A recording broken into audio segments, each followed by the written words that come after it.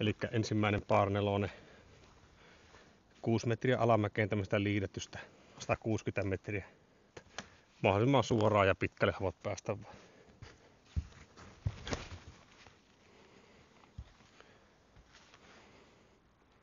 Tää rata ei pidä sekoittaa siihen itä-helsinkiläiseen gettoon Mellunmäkeen. Joo, vähän ohi linjasta lähti avaus. No, kori tuolla vähän näkyy. Se on vaan pikku chippi tuosta ja bokiputille.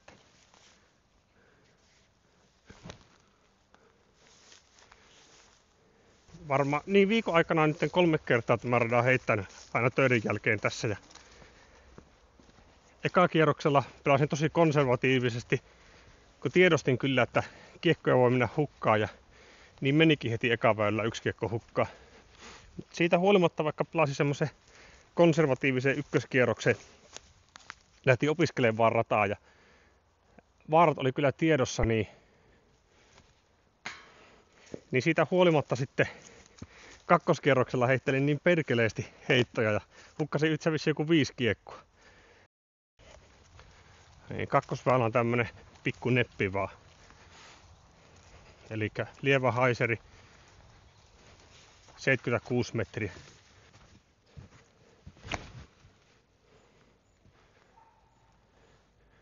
Aika paljon tommosia oksia ja muuta, mihin jos antaa vähänkään ilmaa, niin helposti nappaa.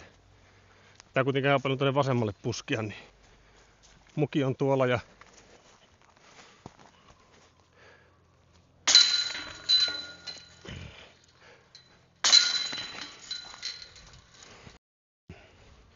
juu, tosiaan oma heitto sujuu kaikista parhaiten ikinä nyt. Eli mä kävin Turussa pelaamassa sen Luolavuoren radan. Heitin se sitten +2. Se oli +2, että 2 yksittäistä bokia ja mulla oli 2 pirkkoputtia ja se oli 980 ratingia kierros ja se oli ylivoimaisesti paras oma kierros, mitä on heittänyt. Eli tää kaikko 135 metriä. Pikku foreneppi vaan tuohon mandolle.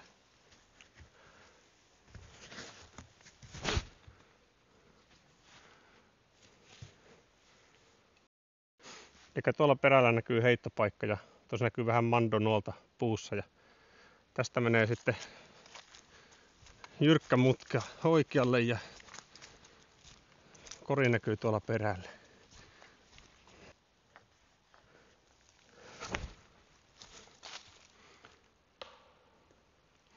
Se oli kyllä, no vähän taittoa yli. Mun kakkosheitto jäi lyhyeksi. Osui tuohon mäntyyn. Niin kävin uuden putterinkin ostaa alesta. En kyllä kerro putterin mallia, enkä merkkiä, enkä kauppaakaan. Muovinen ja pyöreä.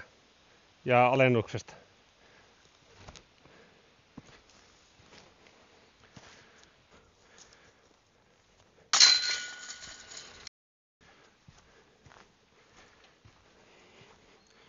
Tuossa heitän tuplamandon läpi. Siinä on oikea ja vasen ränni. Voi valita mieleesi. Muki näkyy siellä perällä.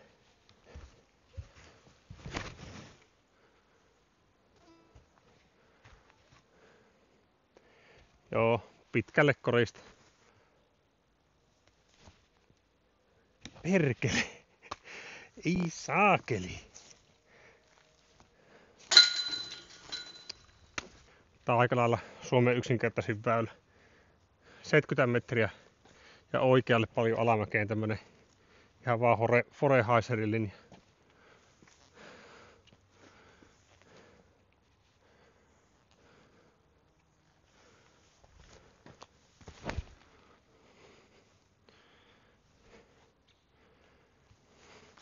Tästä näkyy tää alamäki, mikä tänne oli 6 metriä alamäkeen.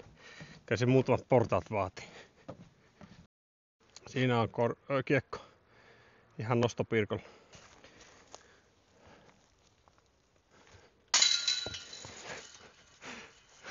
Ei hitto.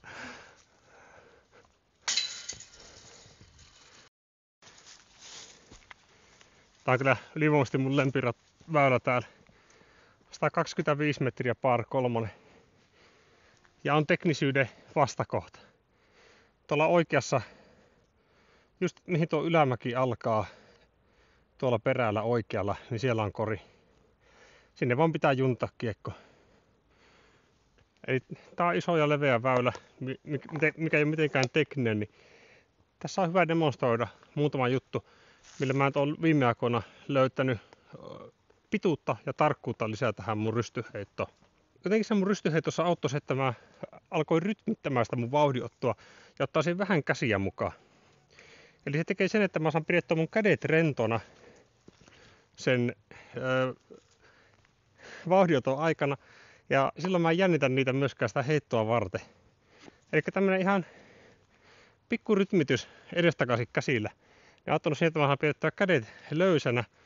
Ja sitten vasta, kun oikea jalka on täällä maassa, niin sitten mä kuitenkin tästä, että mä vaan pidän käden löysänä ja nopeana. Tai käden rentona ja nopeana ja vippaa sen läpi.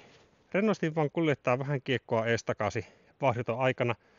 Ja sitten lopuksi lataa sen taakse.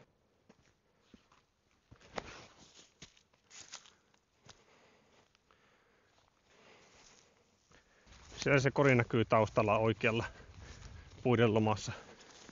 Sinne on 120 tiiltä ja mä oon tuollaisella rennolla perusheitolla saanut tuohon korin tasolle, tuohon vasemmalle, tuohon ylämäkeen. Tää ei ole vaan millään oikealla linjalla. Koitan vaan vipata putteri tonne.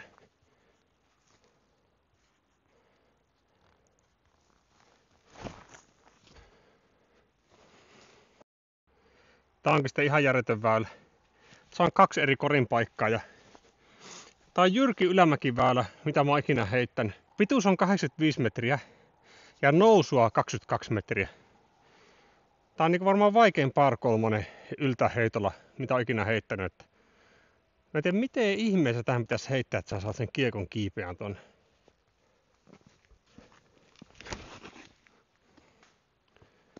Ei aivan saanut oikealle linjalle.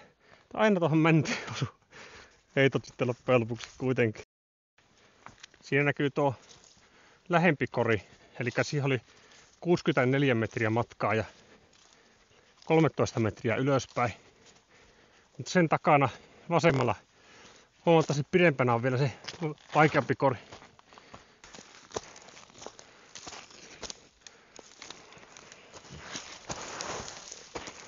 Perkele! Nämä on uhraukset, mitä mä teen kontsa eteen. No niin, pikku forefleksi. Päästäisikö mukille ja pidemmälle mukille tästä?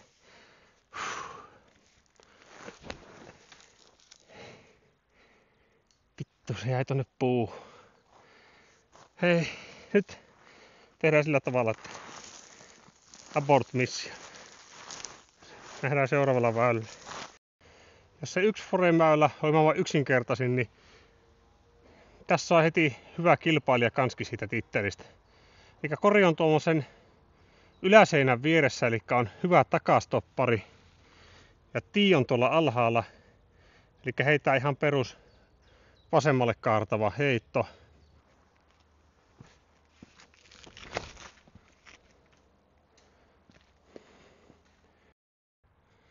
Kuinkahan lähellä holaria lienee ollut tämä heitto?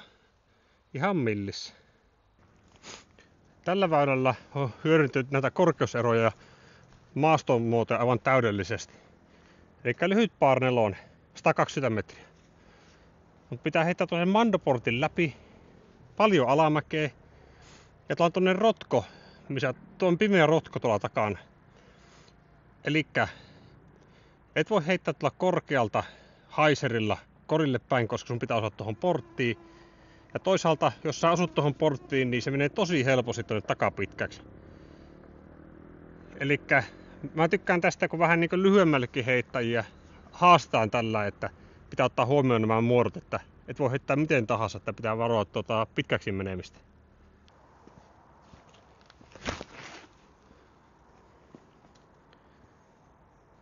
Just vasempaa yläreuna, ylämummo osu. Aina ja korin takana on tietty toinen pudotus, että sitä saa se lääri tuohon tosi lähelle koriin. Eikä pitkäksi.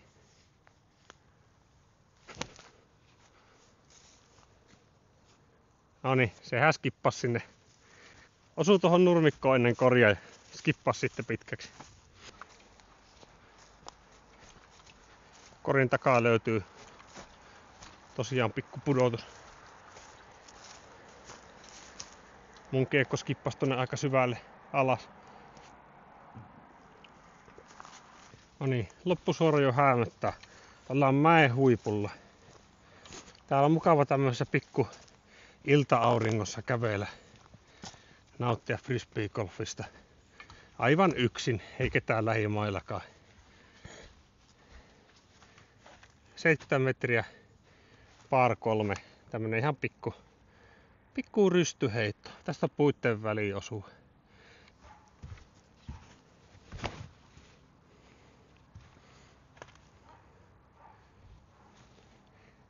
Saa nähdä, riittikö se ihan perille asti. Maisemat on hyvät täältä mäen päältä. Tietenkään itse en hirveästi pysty maisemista nauttiin, kun katon tämmöisten tahmasten aurinkolasien läpi ja suoraan aurinkoon päin. Mutta ehkä kameraan näkyy jotain. En tiedä millaisessa mäiskeessä sekin linssi on, kun hikisessä taskussa ja paskasilla sormilla operoinut sitä. No, kertokaa kommenteissa, näkikö mitään tästä filmistä. Joo, tässä on tämmönen pikku rako, mihin piti osua. Siihen osuttiinkin. Ja menikö se miten lähelle korjaa se avaus? Joo, sai hetken etsiä kiekkoa, kun se oli tästä korista pitkäksi tänne. Ja ei ollut aikaisemmin näin pitkäksi ampunut tää avaus tässä, niin hetkinen, mihin mä hukkasin sen? Täällä. No niin, ja mäen huipulla ollaan. 50 metriä alaspäin, 200 metriä pituutta. Kyllä tätä varmaan lähdetään hakemaan vähän tuolta oikealta, että se näkisi sen kiekon lennon pidemmälle. Mä oon sieltä ampannut tätä heinikkoa 10 minsaata, tehdään tähän tänne ikkuna, että suurella todennäköisesti tähän luikautan tuo kiekko hukkaan, niin saa ainakin sen nyt paremmin nauhalle sitten. Vois tulla kaupungin ukot niittään tänne perkele. Ei muuta kuin rip luottodriveri vaan, ei nähdä enää.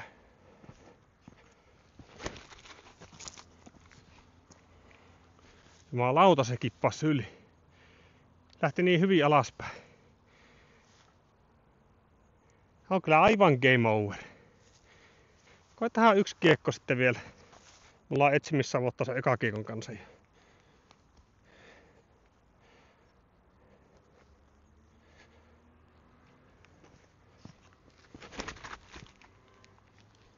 Se taas pitää niin hyvin. No, se on aika alhaalla vasemmalla.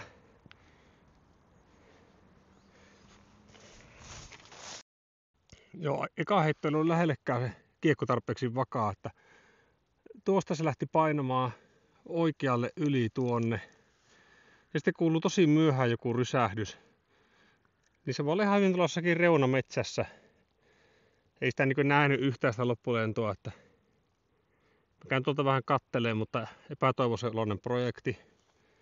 Periaatteessa se rysähdys voisi olla kuulunut tästäkin puusta väylälle, niin silloin olisi vähän toivoa. Tai noista puista tuossa oikealla. Joo, tämä rata vaati vielä 2 lisää kiekkouhuria. Ei niitä perkele löytynyt. Ei.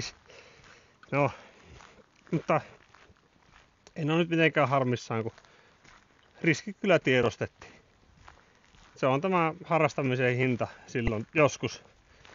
Mutta mä oon itse yllättynyt, että tämä on tosi huonosti arvosteltu rata. Tai mun mielestä suhteellisen huonosti arvosteltu rata. Tai minun mielestä tämä taas on niinku, väylät on hyviä täällä. Haastavaa. Tai siis vaikka väylien mitta on semmoinen niinku neppailurata. Mutta ne väylät on niinku, toisin kuin monella neppailuväylällä, niin ne myös niinku voi rankasta sua paljon. Että yleensä tämmöisellä niinku neppailuradoilla niin se boki on tosi vaikea niinku saada, mutta täällä sä voit tosi helposti ottaa bokin tai tuplaboki. On paljon noita pudotuksia ja rotkoja. Mut kiekkojen menetyspotentiaali on kyllä suurimpia kaikista radoista, millä on pelannut. Vaikka on niin tämmöisiä nurmikkoväyliä siitä huolimatta. Mut joo, tämmöistä tällä kertaa ja toivottavasti tästä jotain nautintoa sai. Ja nähdään ensi kerralla.